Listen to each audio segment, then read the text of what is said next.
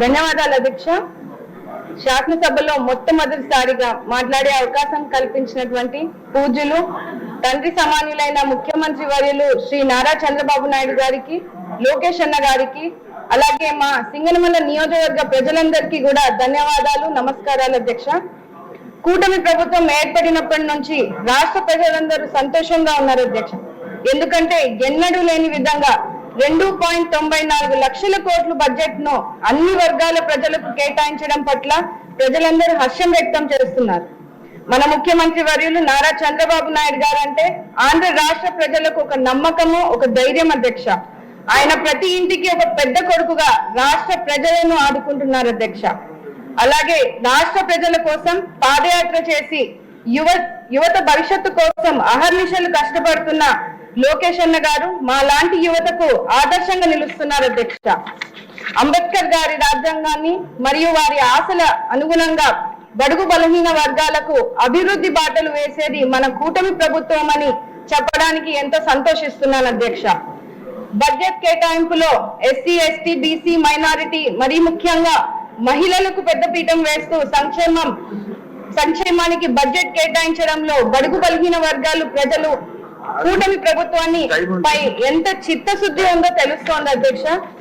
విద్యారంగాన్ని బలోపేతం చేయడం ద్వారా భావితరాల బంగారు భవిష్యత్తుకు బాటలు వేయచ్చనే ఉద్దేశంతో పాఠశాల విద్యకు అలాగే ఉన్నత విద్యకు కూడా బడ్జెట్ కేటాయించడం పట్ల రాష్ట్ర విద్యార్థుల తరఫున ఆర్థిక మంత్రి వర్యులు పయాల్ కేశవ్ గారికి మరియు విద్యాశాఖ మంత్రి వర్యులు లోకేష్ గారికి ధన్యవాదాలు తెలియజేస్తున్నాను అధ్యక్ష.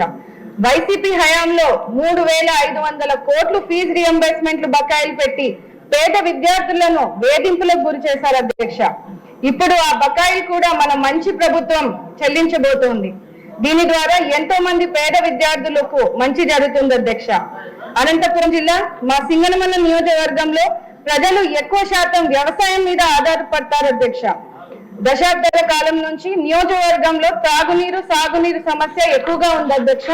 ముఖ్యంగా గండికోట నుంచి పుట్లూరు వయా సుబ్రాయన్ సాగర్ ఎత్తిపోతల పథకం ద్వారా గండికోట నుంచి సుబ్రాయన్ సాగర్ వరకు డిపిఆర్ తయారుగా ఉంది అధ్యక్ష.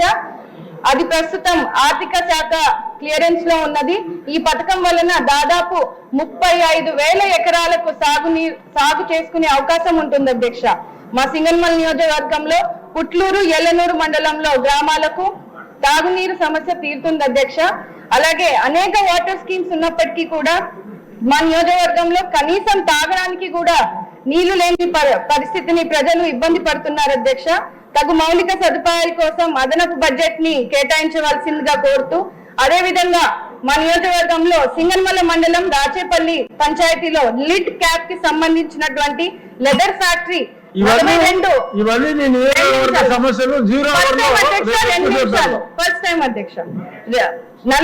ఎకరాల్లో ఉంది అధ్యక్ష.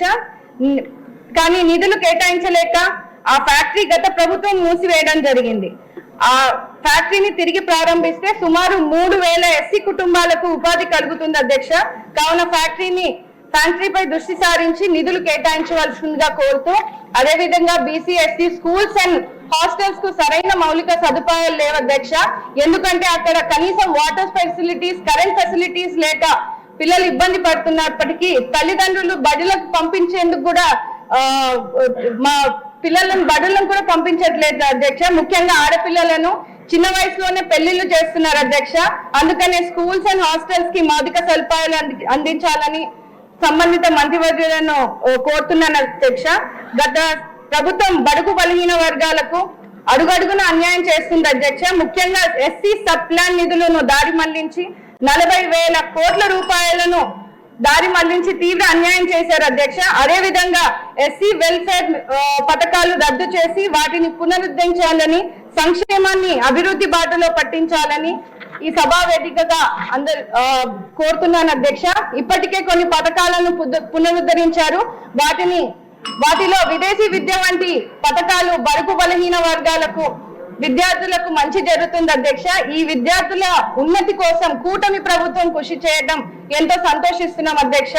అదే విధంగా బడుగు బలహీన వర్గాల సంక్షేమం కోసం బడ్జెట్ లో అధిక ప్రాధాన్యత ఇస్తూ ఆర్థికంగా, సామాజికంగా, విద్యా వైద్య రంగాల్లో చేయూతనిచ్చే విధంగా ఎస్సీ వెల్ఫేర్ నిధులు కేటాయించడాన్ని ఆనందిస్తున్నాం అధ్యక్ష. ఎన్ని అవాంతరాలు ఎదురైనా వెనుతిరగకుండా ముందుకు సాగుతున్నటువంటి లక్ష్యంగా బడ్జెట్ ను రూపొందించారు.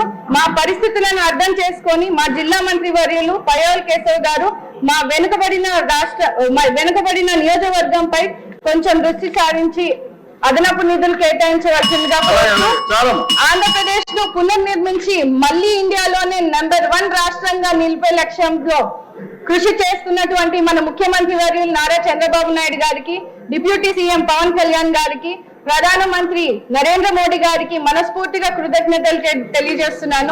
నాకు అవకాశం ఇచ్చినటువంటి ఆనరబుల్ డిప్యూటీ స్పీకర్ గారికి ధన్యవాదాలు అధ్యక్ష. జై భీమ్.